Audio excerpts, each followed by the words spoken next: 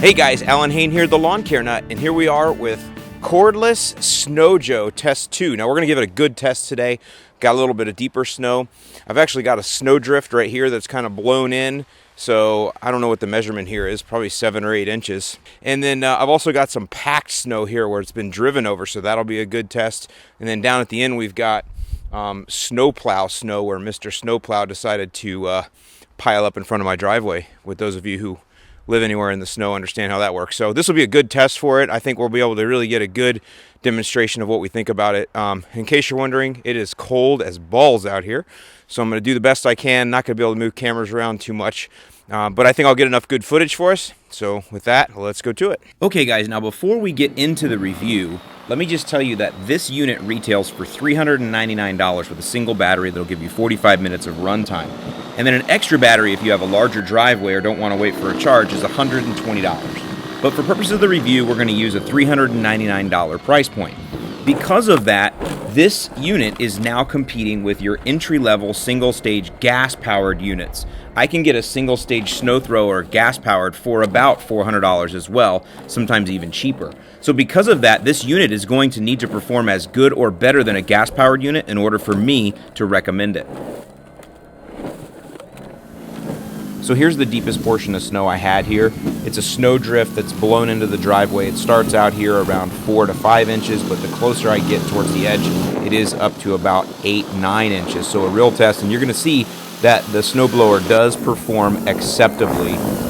Even when we get to the thicker snow, as I'm able to muscle it through, it is throwing the snow.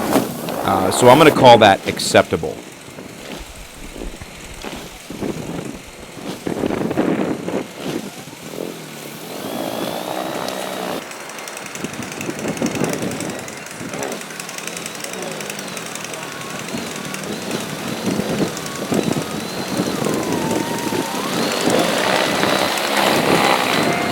Wait a minute, Jake. Hold on now. Oh, come on. Oh, yeah. Hold on, Jake. Oh, my God. Wait a minute, Jake. That was his fault. No, wait. I thought you said your snowblower was better than mine. It is. It is. Wait a minute. Hold on. Wow, it's gigantic. Wait, your snowblower's better. What happened to it, Jake? I snapped my wire. The wire snapped? The cable snapped? How old is this snowblower? Really, Al? Wait, a year old? You want me to take that camera and jam it up your Can I put that on film? Huh? Man, I'm so sorry, Jake, that your 1-year-old $4,000 or $5,000 snowblower has a broken cable. Oh, don't put this in your video. Wait till you see the performance on this thing. Yeah, do you want to just borrow my battery-powered one? No.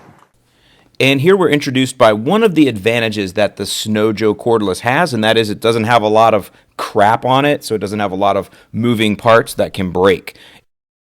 All right, next let's look at how well does it do in compacted snow, or really the question here is, can it blow snow all the way down to the smooth driveway level? And the answer here is no. There's an advantage to a gas-powered, mostly made of metal snowblower, and that is it's got some weight to it, it's got some ass to it, and it can dig down into compacted snow and get all the way to the driveway. This Snow Joe being so light, and frankly, I don't want to use the word flimsy, but I don't really want to bang on this thing too hard because it feels like it will break in half in my hands. So this is a disadvantage there. The other thing is it doesn't have a metal scraper bar underneath that a lot of snowblowers I've seen do, and I think that metal scraper bar actually helps to kind of cut through that ice and get you down into where the driveway is so you can scrape up. In addition to that, when I did force this thing to push down, once the compacted snow got into the rollers, it didn't perform very well either. So definitely a disadvantage here. And again, some of you might think it's unfair to compare this to a gas-powered snowblower that's got more weight and it's got more acid to it. But again, we're looking at the price here. If I'm going to pay $400, then I need to get the same performance. And here, the Snow Joe fails.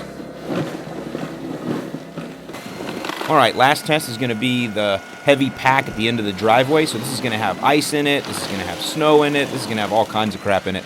And, you know, the Snow Joe did okay here. Again, I'm concerned about the flimsy feeling that this has. It didn't break when I was slamming it through here, but I'm telling you that I'm thinking that after a couple uses, I could break this thing in half. Now, some of you might say, well, Alan, you know, no snowblower is made for that. But the truth is, homeowners do this.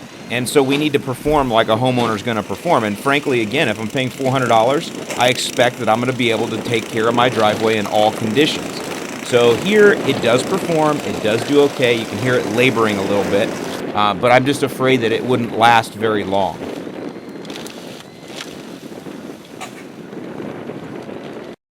So final verdict here. Does it work? Yes. Does it blow snow? Yes. Does it work as good as a gas-powered model? No, at the same price. And that's really what's killing it for me, y'all, is the price, $400.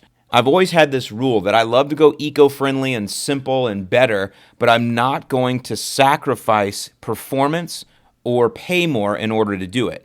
In this case, I don't believe I'm necessarily going to sacrifice performance to the degree that it would, be a major obstacle. I also don't like that it's too light. I mean, it's great that I can throw it around and move it around, but I do need some heavy weight here. And then lastly, it is that price. I am not going to pay $400 for something that just feels like it's not going to perform in the long term as good as my gas-powered model. However, I do give it the fact that it's easy to use. It's really simple to take a battery off of a charger and slam it in and go. That's much better. Sometimes gas-powered snowblowers won't start if it's too cold. I do think that this has advantages there. So you go ahead and decide for yourself how you want to do it. I will put a link below where you can find one of these on Amazon if you would like to purchase one. And please, your comments are always welcome. I will go ahead and do another video if we get another super heavy snow, which I'm sure we will here in Northwest Indiana. And we'll see how she performs in the big time stuff. I'm Alan Hain, the Lawn Care Nut. Please subscribe to the channel, and I will see you in the driveway.